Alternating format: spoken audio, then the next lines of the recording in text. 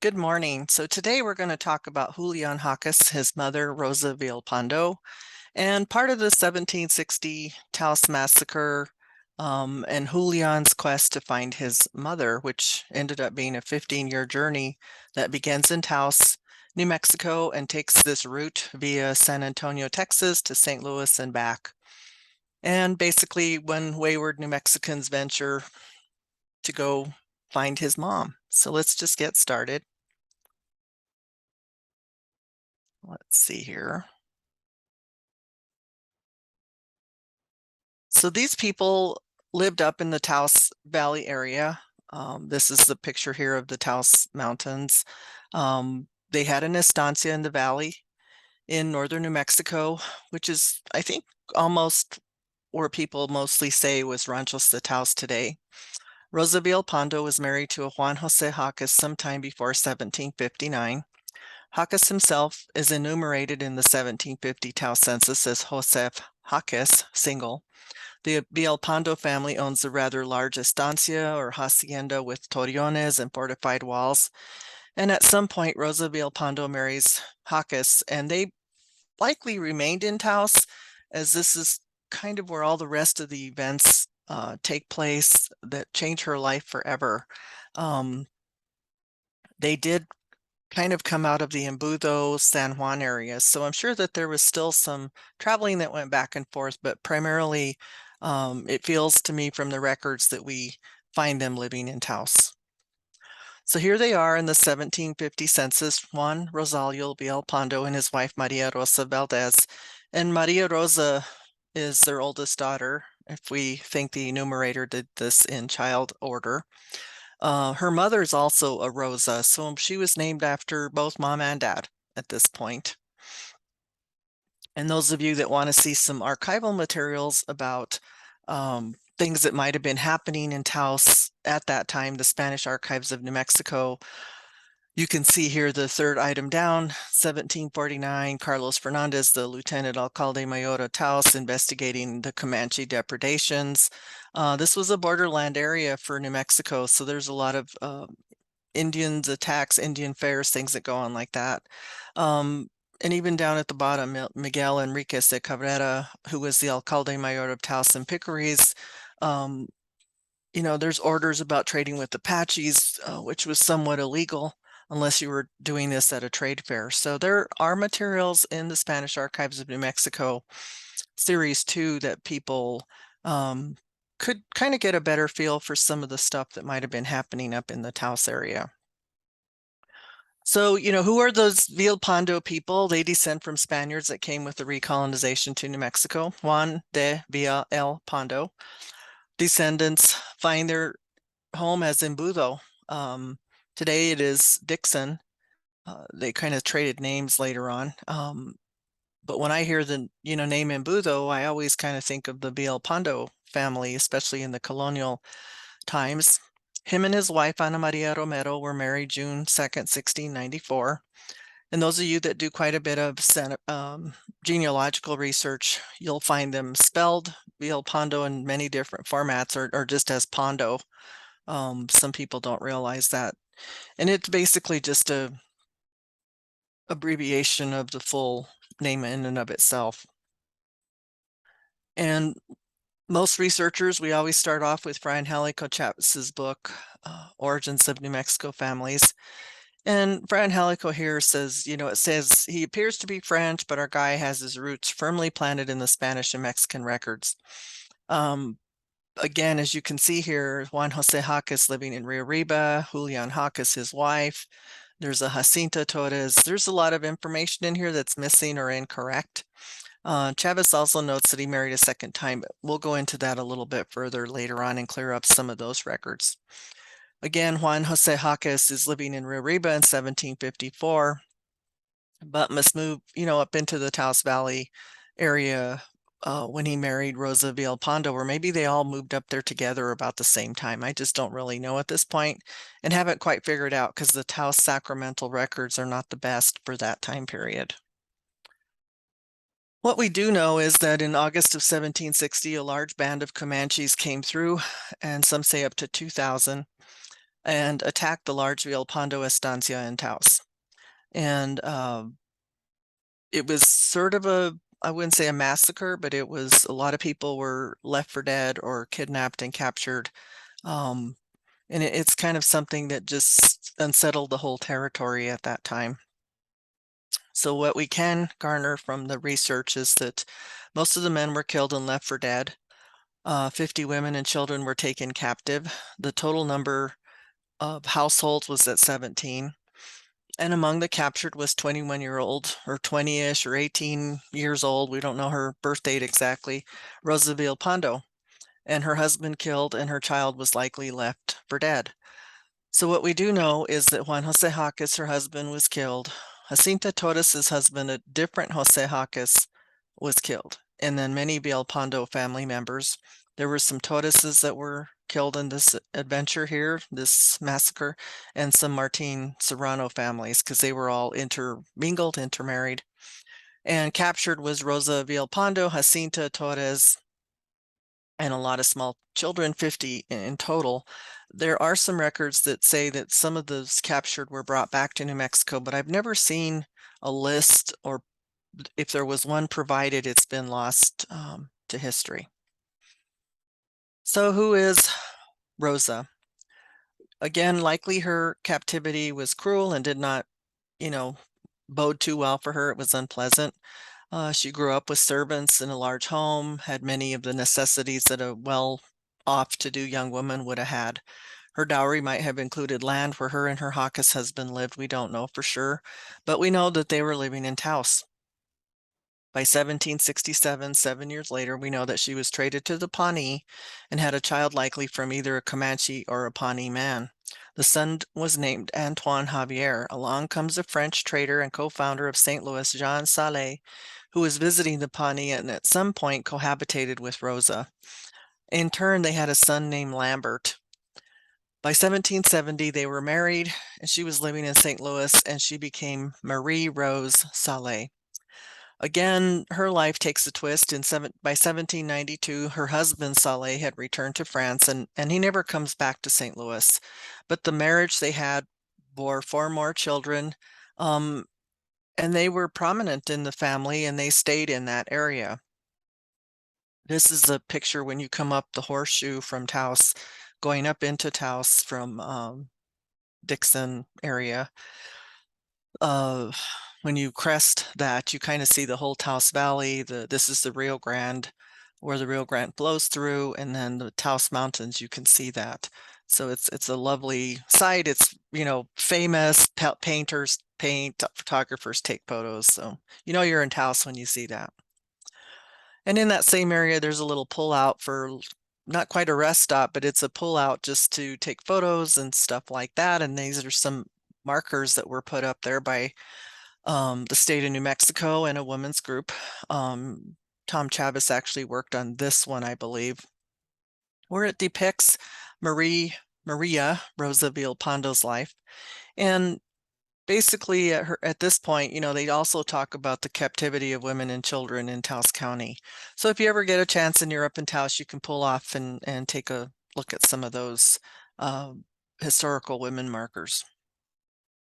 Another person that was captured that day was Jacinta Torres. Her father, Marcial Torres, was killed in the raid. We don't really know from records where she existed from 1760 to 1774. We know she had a child named Marie Ann Torres born during that time in Indian Territory. She does marry Francois Vallier, who was born in New Orleans. She does, again, ends up in Fort Arkansas, where she marries a second Frenchman, Raymond Vissier, about June 1775, who was born in France, and he died by September 1781 in Point, I think it's Coupé, Louisiana. And then another man in her life was a guy named Martin, his first name, and Serrano, his last name, son of Michelle Serrano and Marie Bannon, on July 9, 1776 in Arkansas. Martin was born in France.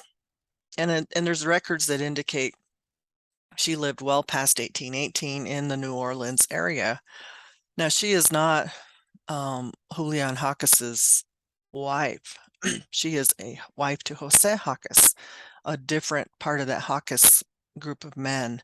And it's just the timeline doesn't work for both parties. Julian Jaques would have been a young child, could not have been married to her. So anyway, kind of trying to clear that up a little bit so people don't get confused.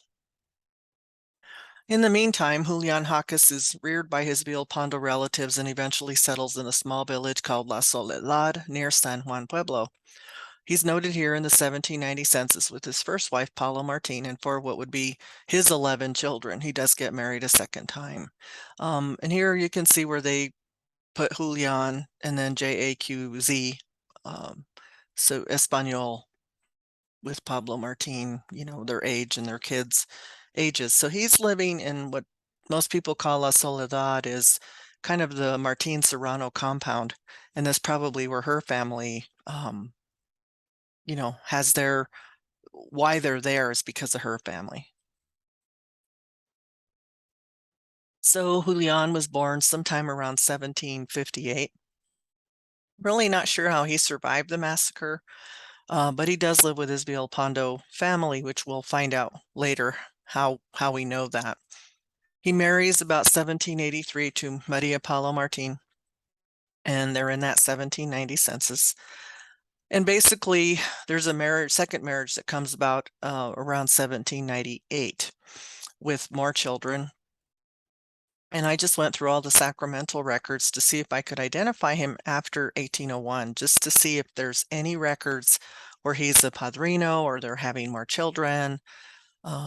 He's a witness someplace, and I could not find anything. But the question is, how did Julian find out about Rosa, his mom?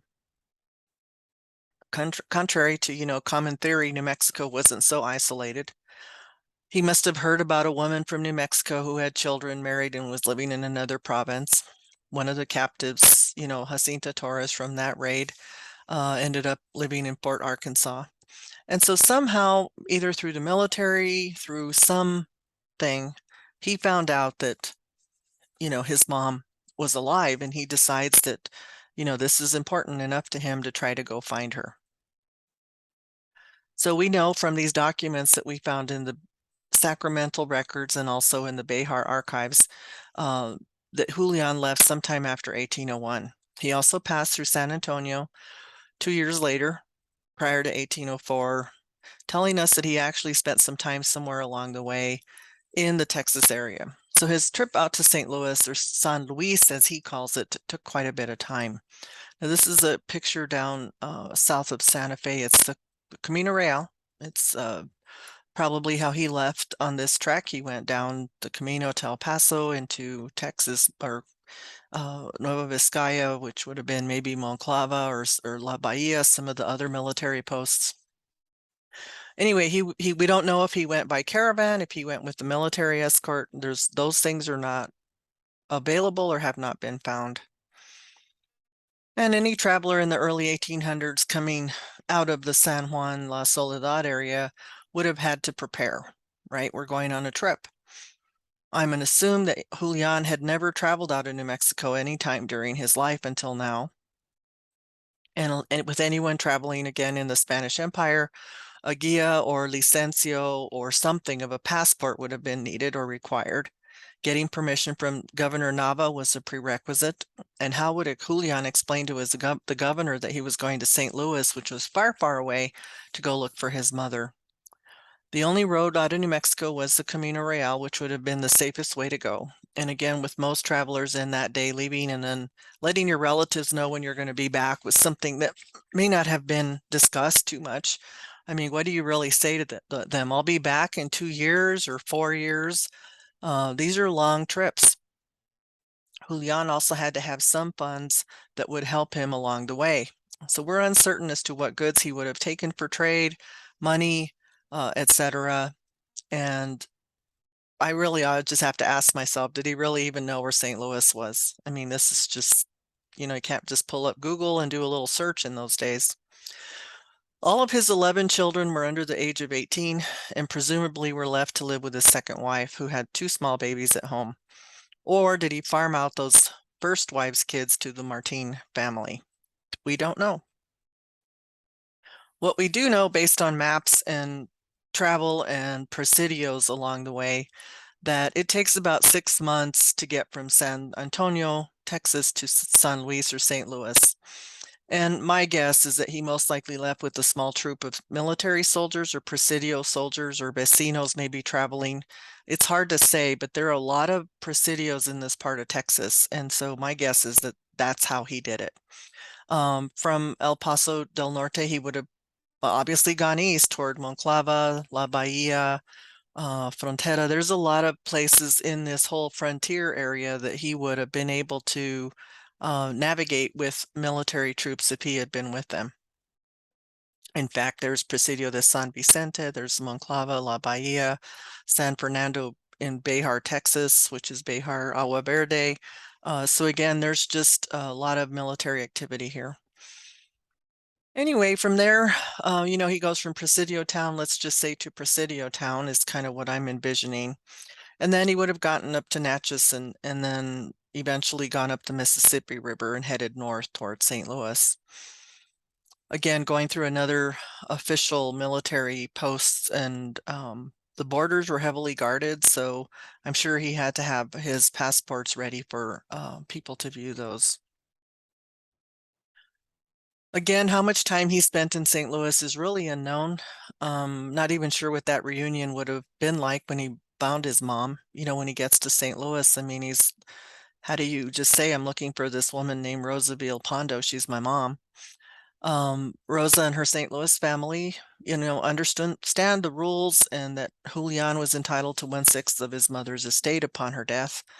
There was probably some accounting that went into play because he did receive his inheritance early.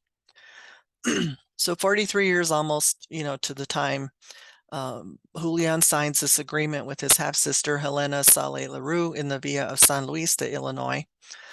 Before them stood the scribe and notary, Don Carlos de Walt de la Puy, the governor of Louisiana, also known as the colonel, again with witnesses Jose Ortiz and Francisco Valois as witnesses. They all signed the document with the mark, Helena, Julian, and their mother Rosa, which we'll see in a minute. But he basically receives $200 in hard currency from his mom as his inheritance. And probably there was some things that were not written down in the contract, but at this point, it's like we don't really know. We can just assume. Here is the document. You can see down at the bottom on the right side where it says Señal de José Julián with an X Jaques, Señal de María Rosa X Villalpando, and then it's signed by Joseph Ortiz. This is the kind of document that you're looking for with two witnesses, a notary, the two parties involved. Again, Jose Julian Jaques is a native of New Mexico, and he declares and confesses that he has made his trip from New Mexico to this Villa of San Luis to see his dear mother, Maria Rosa de Villalpando, wife of Juan Salé, alias La Joye, who she recognizes as her son and one of her heirs upon her death, and that the referenced Jaques, finding himself eager to return to his home and help his family, has contracted with his sister Elena Salé and with the consent of his mother of what he knows. And so they sign this document. He gets this 200 pesos and he basically leaves. So there's, again, I'm not sure how many months he spent there, if it was short-lived, if he stayed there but not with them. I mean, I just really don't know, and I don't know that anyone will ever really know. But by March 1804, he is stopped by Ugarte, who's a military commander in San Antonio area.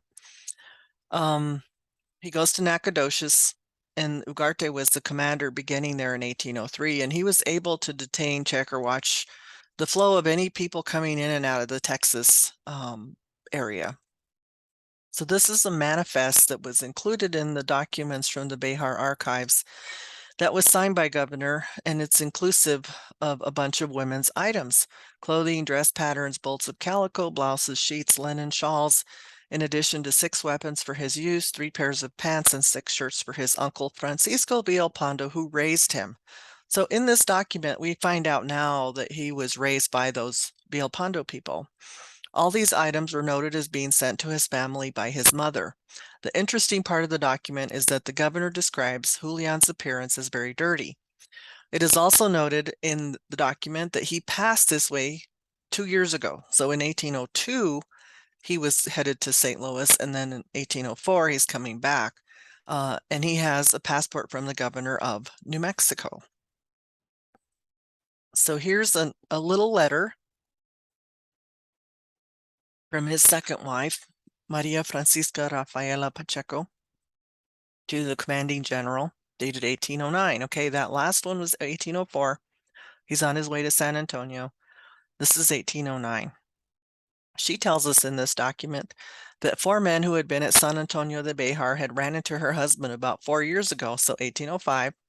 And during this time, she didn't know what had happened to him, dead along the trail most likely. And I'm almost positive she wanted to know if he was dead so she could get married again. She signs the document as a poor, saddened, disconsolate poor woman with 2 daughters from this matrimony who are becoming young ladies. The document makes me wonder about the other 9 children from his first marriage and where did he leave them? Because she's very specific about saying just those 2 daughters that they had. And they weren't married very long before he took off. So, the 2 kids are the 2 kids. So again, we have to just ask ourselves, what made him change his mind, Julian, to stay in the Bejar area or San Antonio area? Was it the weather? Was it the people? Just a wanderer? He was seeking adventure. We don't really know. He doesn't tell us. But San Antonio would have been a hub with more activity than what he was used to. The best comparisons might be to Santa Fe, where, there might have been a small presidio town ruled by the governor with adobe homes and acequias and planting fields near the river. So it might have looked a lot like Santa Fe. It could be that after, being in St. Louis, the lure of travelers like Daniel Boone, there was medical care at a hospital at the Alamo, or he just didn't want to go back. Unfortunately, Spanish law would catch up with him. Pike noted that in San Antonio, in those early days also, that there was perhaps 2,000 souls of whom reside in these mud homes covered with thatched grass roofs. So we kind of get some indication from Pike in 1807 of what San Antonio might have looked like also. And here we go. We have a little inquiry that's sent out from the governor about stopping off of Julian Jaques, who is married in New Mexico with Francisca Rafaela Pacheco, and who is obliged to reunite with his wife, that he had disappeared and now is found, which has created some problems. And so he verifies this and has, as a result, that Jaques needs to be found, and he signs it September 30, 1809. And they do find him. They're looking for him now because he's not followed the rules of his passport. Governor Rodriguez signs the document, another document, and they put a summons out that he should be stopped and that he should explain himself and his finances. On November 9th, 8 days later, they execute without delay and, basically say he needs to get reunited with Rafaela Pacheco at the first opportunity. It almost sounds, the tone of the document, that those Bejarenos wanted him to leave their jurisdiction and head back to New Mexico. I'm not really sure that they didn't care that he was there or not there, but this was just an administrative nightmare that they probably didn't want to have to, really deal with. Anyway, at this point in 1809-ish time period, the Spanish government is working hard to get Julian back to his wife in La Soledad. Then we jump forward a little bit. Document dated September 1814 tells us that they're still looking for him. In quotes, it says, "It has been some time that Julian Jaques was given a pass which has expired. He is resisting the return to his family because of some bad blood that he mentions in those lands. Look for him in your capital, and if you find him, please return him." End of quote. And this is signed by Cordero. The document again shows the governor's actions are missing, and a year later, another notice is found. So he's on the run, but he's maybe not really. I mean, I don't really know, but he does stay in this San Antonio area. So in 1815, the paisano Julian Jaques, resident of the province of New Mexico, has presented himself here before me on this date. He is surprised and this is very unexpected, his stain or blot of this issue that he has proposed by reasons of having, fields planted and some other effects, and that he all of a sudden has to remove himself from said place and agree to the governor's request. Anyway, the governor is not happy, and again, returning, back to that whole deposition that was taken, and basically telling him he needs to get out. I mean, he's being summoned back to the province where he began. At this point, the free-spirited Julian is heading back to New Mexico. Was he again put in a military escort back to, let's say, Agua Verde, Monclova, Carrizal, who knows? I mean, back to El Paso and then up to Santa Fe. And maybe his passport was even taken and he was given a new one with restrictions. We don't know. There's some parts of this that are missing, but the Behar archives gladly have all of this material that we can fill in some life, parts of his life that we likely would never have found out. So again, without those Behar archives, this collection of wonderful documents, we may never have known that Julian Jaques had left New Mexico, had ventured east, that the journal of his travels has many missing parts, but one can use their imagination as to what he was doing. I, for one, wonder the tales that he would have told his grandkids and friends of his adventure, what he saw, the roads he took, what his mother looked like, and his half-siblings. St. Louis might have been a boomtown compared to a small agricultural village called La Soledad near San Juan de los Caballeros. But by 1816 in the census, it appears that this couple were back together. Were they living happily ever after? We don't know. Excuse me. And there is no sign that he was out of the province for about 14 years. And this is basically the end of the presentation. I guess my goal here is to show people that not all the documents for New Mexico reside in New Mexico. I actually ran into this when I was working at the Family History Library in Salt Lake City, just looking through indexes for Texas, because I have a Texas ancestor. And when you start seeing New Mexico and then the Jaques name, you kind of go, oh boy, this is something I want to, investigate further. There are people that live in New Orleans from New Mexico that, again, when you do research, just don't say to yourself, I'm always going to do it in just the state, because these people did travel, they did get out, they did move around. And without, again, these Behar archives, there's actually a lot of material on Rosa Villalpando in the St. Louis or Missouri archives. Some of them are in French, but she has a whole story to tell all by herself.